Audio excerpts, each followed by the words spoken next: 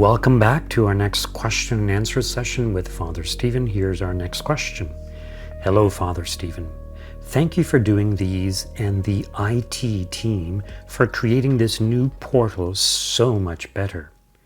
My question is a little controversial. How come some people in our Catholic schools have chosen to misinterpret, spread, and teach false information or one-sided information about the teachings of the Catholic Church? I find that very contradicting, as in the news more and more governments and social media stating that they will crack down on people, spread false information on different issues. But if people spread falsities on the Catholic faith and not even use the CCC or the actual church teachings, they are proclaimed as revolutionary thinkers. Seems very one-sided and very frustrating. Thanks. So the reference to the CCC is, of course, the Catechism of the Catholic Church. So, okay. The question, just to summarize, is why some people, especially in the Catholic school system, are choosing to teach and promote things that are not in accord with our Catholic faith. So it's an excellent question, and you probably know that recently the school trustees voted in favor of flying the gay pride flag, and their argument, of course, is that it's more inclusive, when in reality, when you isolate a particular group like that, even to kind of honor that group, it's really discrimination against all other groups. I mean, recently, for example, Chinese people are being attacked in various places, especially in the US, because they're blaming the virus as coming from China. Of course, these Chinese people have nothing to do with it. But, imagine that if we were to honor the Chinese people, well, what about the Albanians or the Hungarians or the Romanians? In other words, if we pick just one group, then we're excluding all the other groups, and that's not right.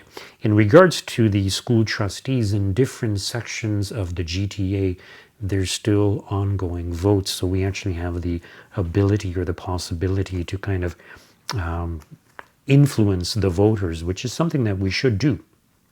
And in regards to flying the gay pride flag and dedicating the month of June to gay pride, the Cardinal of Toronto has issued a statement that the Canadian flag, which is what every school should be flying outside, so the Canadian flag is what should be in front of every school, that is inclusive enough.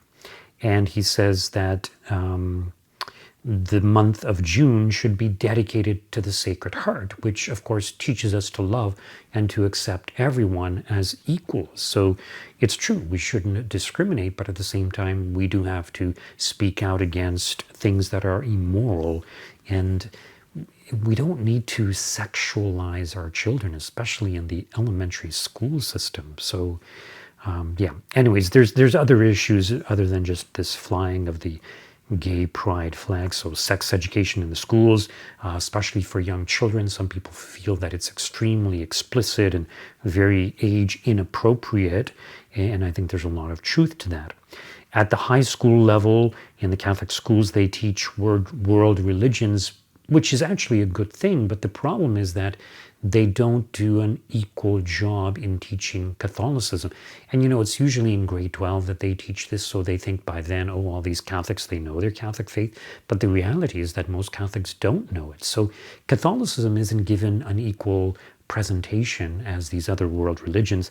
And the other problem is that the Catholic teachers, especially in the high school level, they ridicule the Catholic Church. They criticize it. They put the Church down and disagree with the moral teachings of the Church. So of course students, they reject Catholicism for all these reasons, and you present them with Buddhism or something and it appeals to them, and they're more likely to embrace Buddhism than their own Catholic faith. So this is very, very unfortunate. So why are all these things happening? Well, there's a number of different reasons, and I wanted to mention all of them. So basically that's what the person is asking, why is this happening? Why is it allowed to happen? So I think part of the reason it's allowed to happen is because nobody has respect for the cardinal or priests. So when priests tell them not to do these things, they don't listen. They think they know better. And I'm going to mention that. So, but the other reasons, in other words, what motivates these individuals to adopt these positions. So first of all, I think that a lot of these school trustees, for example, or even Catholic teachers, they don't know their Catholic faith. That's part of the problem. I think it was Bishop Fulton Sheen who said, there's so many people attacking the Catholic faith, but there's very few who are attacking the true faith of the Catholics. In other words, most people don't really know what we believe. And this is a very significant point. So Catholics don't know their faith in general. In the school system, they're not really given a thorough education. Even in the parishes, priests can only do so much in educating their faithful. The homily, in many places, they restrict it. They try and keep it very short. There's no way that you could really teach the Catholic faith. So a lot of Catholics don't even know the very basics of their Catholic faith. And the other area where there's been a lack of education or instruction in regards to the faith is in the homes. So children will learn more from their parents than from anyone else. But if parents are not capable of handing on the faith to their children, how are their children going to pick it up? So parents don't have the intellectual know-how to educate their children in the ways of the faith, but also parents often are not practicing their faith as they should be, not just in regards to going to church, but giving an example of what it means to be truly a Christian. So all of these things are lacking. So, and I think what's also very true with a lot of these school trustees or school teachers, not only are they ignorant of their faith, but they're not practicing their faith. They're not going to church. And also they're not praying. And if you're not praying to God, then yes, you're going to be more influenced by the world. You're going to be less spiritual, less capable of recognizing what is actually true and right. Another reason as to why these things are happening is that these school trustees, even if they do know their faith or someone reminds them of it, they think they know better. So yeah, they learned their catechism, but now they know better. And they just think they're so smart, so intelligent. They think they know it all. They think they know better than the cardinals, so they don't respect the cardinal. They don't listen to the cardinal or to priests. So they're know-it-alls, and there's so many people out there like that. Another reason as to why these things are happening is that when I say they're know-it-alls, they're filled with pride, but it's really the influence of the media that causes them to think the way that they think. So it's not just that they're proud, but they're very much influenced by the media, by the modern culture that we live in. And this is often what forms the consciences of individuals as opposed to the scriptures forming their conscience or the official teachings of the church. In other words, they learn morality through what they see on TV and in the social media or in the world that we live in. So basically, they are doing the politically correct thing, not what is actually true and good and beneficial for individuals in society. So the media makes them believe that the church is outdated, out of step with the latest advancements in science and technology and understanding of sociology and all these things. So their attitude is, well, what do these priests and bishops know anyway? They're just old men and they're human, just like we're all human, and some of them are not very bright and some of them are even corrupt, of course, so why should we trust these priests and bishops? So they trust the media instead of official representatives of the church and instead of trusting the official teachings of the church. Now, when it comes to church teachings, the priests and bishops who teach what they teach when they're teaching the correct things, they're teaching it not just because we believe that God revealed it. I mean, yes, that is one reason, but it's also because we have the empirical evidence to support basically everything that we claim. When it comes to matters of faith, even the existence of God, we can verify that. There's lots of proofs for the existence of God. In regards to the Trinity, yeah, that's an article of faith. It's something we have to take on faith. It's something that Jesus revealed to us. But when it comes to morality, take, for example, the use of artificial contraceptives. Pope Paul VI predicted that there would be all kinds of problems. Women would be used and abused. It would lead to unwanted pregnancies and abortions. So even though contraceptives are supposed to prevent unwanted pregnancy, it would lead to greater promiscuity, which of course leads to greater pregnancies because not everybody uses contraceptives all the time, and plus they tend to fail. And also coercion by governments to control world populations. We see this especially in China. They used to have the one-child policy. Now they know that it's an aging population, that they're not producing enough people to replace them. So they've allowed couples to have 2 children, but only with government permission. So you still have to request permission. Can we have another child? So yes, all these things, Pope Paul VI predicted. So empirical evidence supports the things that the church teaches. Another reason as to why these things are happening in the schools is that based on their understanding of, in other words, these individuals, or their wrong understanding rather, of the things that they believe. So they believe that what they are doing is beneficial or good for the children under their care, good for society. In other words, they believe they are acting charitably. So not only are they proud, not only are they influenced by the media, but they believe that they are the ones who are doing what is best for everyone concerned. And so they feel totally justified. And of course, they are praised by many individuals who hold the same position that they do and who want to promote the same kind of agendas that they do. Another reason as to why these individuals promote these things is that not only are they ignorant of the Catholic faith, but they see previously when someone didn't agree with the Catholic Church or the teachings of the Catholic Church, they would usually stop being Catholic. They would leave the Catholic Church.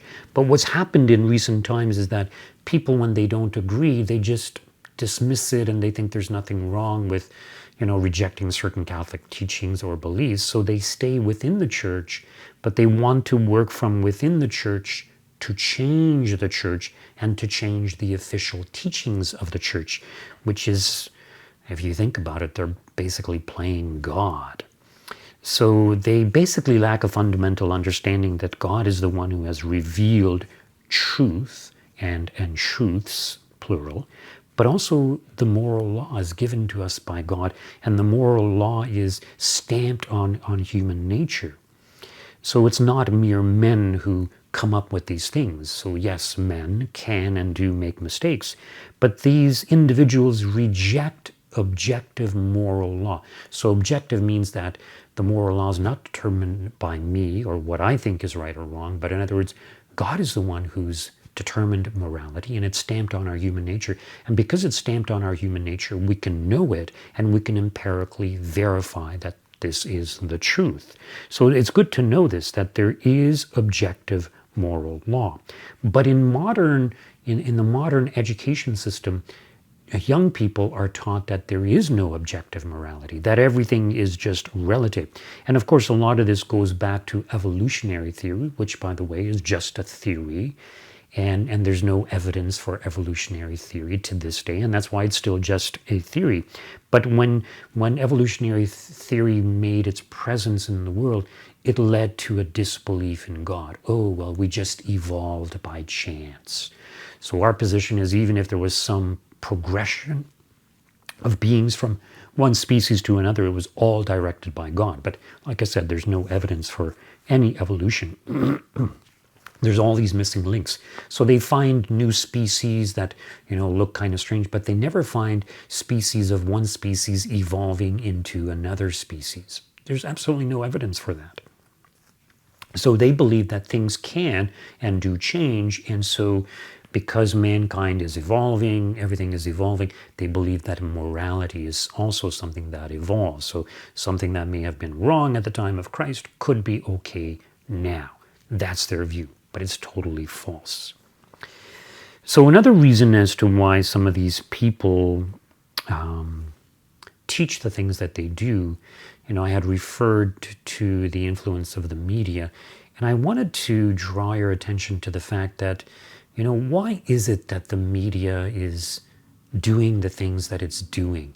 I may have mentioned before, when I was young, at 10 o'clock, On TV, someone would come on and say, it's 10 o'clock. Do you know where your children are? Implying that children should be in bed by now. And it was after that that they showed these, I think they called them baby blue movies. I had never seen them, so I don't know how explicit they were.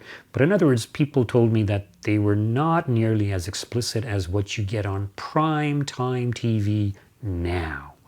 Not after 10 o'clock, but during regular watching times, right? So in other words, young children are being exposed to pornography. And the government is censoring certain people, not allowing them to speak, but they don't censor pornography. In other words, it seems there's an agenda in place. And this agenda is not just something that is kind of evolving in society or developing in society, but there are actually groups or secret societies that actually want to destroy Christianity, to exterminate Christianity. And I won't go into all the reasons why, but Pope Leo XIII, he had written an encyclical on Freemasonry called Humanum Genus. And this encyclical was written, it was issued on April 20th, 1884. 1884. That was a long time ago. Now, I'm not going to mention the name that I had just mentioned, but think of those two words, free and masonry. Why am I not going to mention it? Well, our video might be flagged and it might be pulled because of it. So anyways, Masons are individuals who build. So it's all about building, but it's also about free. So being free. But don't we live in free societies, at least in North America? It's a different kind of freedom that they are talking about. So in other words, freedom from the constraints of God, freedom from the commands of God. In other words, the principle is do what thou wilt, which is really the key word for Satanism. In other words, rebellion against God. Don't listen to God, don't obey God's commandments. Do whatever you want, whatever your passions incline you to do, just to own these things. So, well, some people say, oh, well, no, that's a charitable organization, it's a fraternal organization. Well, it's partially that, yes. And that's the front that they present, and at the lower levels, yeah, that's what it is. But at the higher levels, that's not what it is. So it's only those who are at the higher levels who really know what is going on. But everyone who is a member, in some sense, contributes to their ultimate goal and agenda without even realizing. And this is why it's actually forbidden for Catholics to belong to these secret organizations. Now, I wanted to read to you from that encyclical by Pope Leo XIII. And here's the book. Or a little booklet. And I wanted to read to you on the section that is entitled A Gospel of Pleasure. So in this encyclical, Pope Leo XIII warns against these secret organizations, but he also received information of what their agenda is, what their plans are. So this is basically what they're promoting, a gospel of pleasure. That's these secret organizations. So let me read this to you. Wherefore we see that men are publicly tempted by the many allurements of pleasure, that there are journals and pamphlets with neither moderation nor shame, that stage plays are remarkable for license, that designs for works of art are shamelessly sought in the laws of a so-called realism, that the contrivances of a soft and delicate life are most carefully devised, and that all the blandishments of pleasure are diligently sought out by which virtue may be lulled to sleep. Wickedly also, but at the same time quite consistently do those act who do away with the expectation of the joys of heaven and bring down all happiness to the level of mortality and, as it were, sink it in the earth. Of what we have said, the following fact, astonishing not so much in itself as in its open expression, may serve as a confirmation. For since generally no one is accustomed to obey crafty and clever men so submissively as those whose soul is weakened and broken down by the domination of the passions, there have been in the sect of the I'll call them free builders, some who have plainly determined and proposed that artfully and of set purpose the multitude should be satiated with a boundless license of vice, as when this had been done, it would easily come under their power and authority for any acts of daring. So, just to summarize, these secret organizations, they want to promote immorality. They want to promote vice. Why?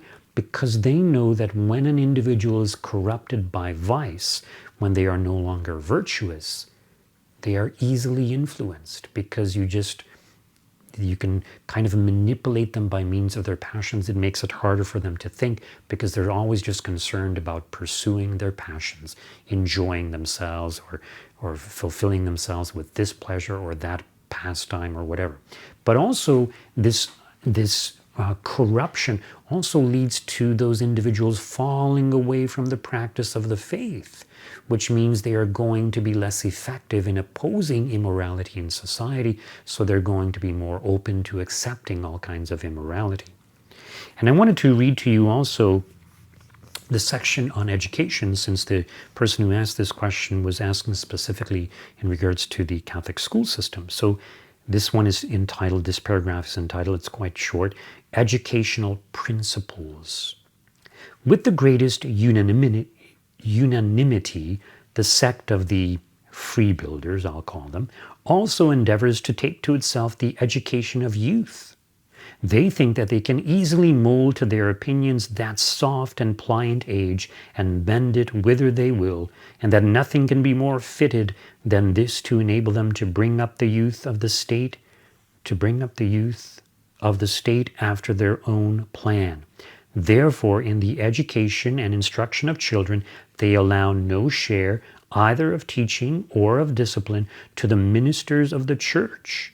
And in many places they have procured that the education of youth shall be exclusively in the hands of laymen, and that nothing which treats of the most important and most holy duties of men to God should be introduced into the instructions on morals. So in other words, they know that if you want to change the views of society, educate the children the way that you want them to be educated. The minds of children are so easily influenced. Children trust their teachers. Their teachers claim they have this degree and that degree, and they're good talkers, and so children just believe them. And children don't know how to think for themselves. They don't have all the evidence. They only are presented with certain facts, and they accept those things. But not only that, we not only see the corruption of the education of children, but we see also the sexualization of very young children. So in other words, if they're sexually inclined from a very young age, then they're obviously not going to be coming to church when they're older, because they're going to be pursuing sexual type lifestyles. So it's worthwhile knowing about this, that we're not just fighting against the media or certain people who have these wrong views, but there are secret societies out there who are intent on destroying Catholicism and snatching away souls from the Catholic faith. So the fewer people there are that actually live the faith and promote the faith, the easier it is for them to influence everyone in society. So they don't want people like me speaking out. Now, some people have asserted that in these secret societies, I mentioned at the very highest level what they're involved in, and there are some people have asserted and are able to actually prove that people who are very famous in the music industry, in movies, in politics, as well as big business, that they are all involved in these organizations. And it's because they are involved in these organizations that they have gotten to the top and are so successful, are so famous, and so wealthy, and so influential. And these organizations can determine who makes it to the top and who doesn't. But usually it's not just a question of belonging to these groups. You have to adhere to the principles of these groups, and you have to participate in their rituals to honor the false god. And you actually have to do things that are very wicked and evil. And the whole thing in Satanism is that by making sacrifices to Satan, you gain power and influence, and you get your way. So this is serious stuff.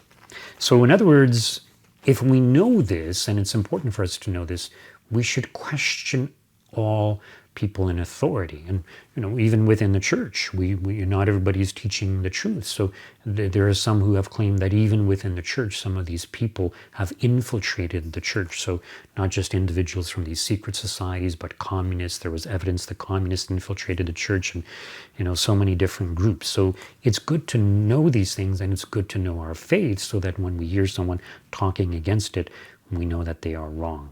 So it's extremely foolish for us to just trust politicians. In fact,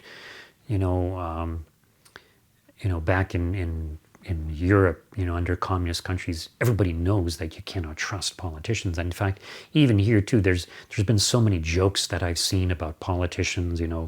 They're always lying. They're always, deceiving the populace just to get their way. And yet we trust politicians. We entrust our lives with them in many cases. And, we need to be questioning of these things, because politicians are human too. I mean, they make mistakes too. Even priests make mistakes. So, we need to be very careful, and we need to consider what the truth really is, especially when it comes to very important matters in our lives.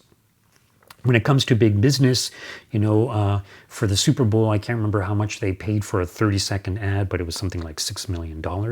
So in other words, the media is so extremely influential. These big businesses have tons of money. They can influence other companies, and even they can influence the pharmaceutical companies, doctors also. And so one really has to question, what is really going on out there.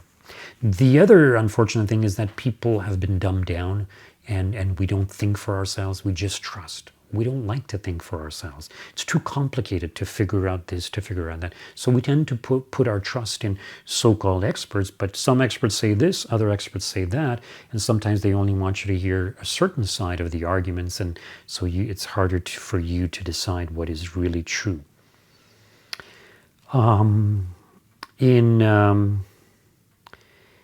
In certain countries, they want to silence dissenters. So we see this, for example, in Russia. We see it in China, communist countries where there's great control. But we see it happening here in North America also. So YouTube is blocking certain videos. Other social platforms are also being blocked and monitored, and only what is politically correct or what they want to get through is being allowed to get through. Anything that goes against it is being taken down. It's being censored. And in China, they have an app or something that kind of monitors individuals, and they're reported, or they get, it's a kind of credit system. When they behave, they get credits so they can buy and sell. When they misbehave or rebel against the government, they cannot do that. So in other words, it's these vaccine passports kind of thing that they've advanced that so that they use it to monitor people, not just for vaccines, but also their behavior. And in China, if you report on someone who is a dissenter, you get extra credits. So it's actually encouraging individuals to spy on one another. So it's like your freedoms are totally taken away. So it's very, very unfortunate. Now, the final reason, actually there's two more reasons as to why some of these individuals are promoting things that are against the Catholic faith. And basically, Satan is behind all of it. Now, I'm not saying that these individuals who, vote for things contrary to church teaching are possessed by Satan or by demons, but we need to remind ourselves that Satan is the ruler of this world. There's many passages, a number of passages in the Bible that refer to that. And all these things that I had already mentioned, well, all of them are ultimately under Satan's control. So the question is, are these individuals as Catholics trying to live their Catholic faith? Are they trying to establish the kingdom of God here on earth? Because if they are not, then they are inadvertently allowing the kingdom of Satan to reign, and they are basically promoting the suppression of true believers. So, I mean, take for example, in our own parish, we have Michael Del Grande, who is a school trustee, and he spoke out against, the same-sex inclusion and all these things in the Catholic schools, and against the flying of the gay pride flag. But he's being silenced, he's being opposed, and now he has to fight this huge legal battle, and he doesn't have the funds for it. So in other words, he's not even being supported by fellow Catholics, and it's like he's all on his own. It's like nobody seems to care. So part of the real problem is that there's not enough protests against these things that are taking place.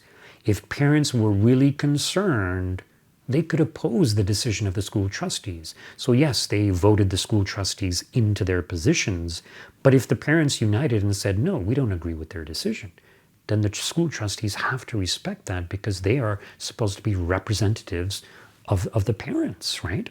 And of the students also. So yes, the parents voted them in, and they're probably going to vote these individuals in again. So in other words, it will get even worse as time goes on. So we need to be united in opposing these things. Part of the problem is that we are not united. And when we get to our next question, I will touch a little bit more on this topic of being united. So thank you so much for watching, and thank you for writing that question in. And I am still a little bit behind. It's just I tend to be busy with a lot of things. So thank you, and God bless you all.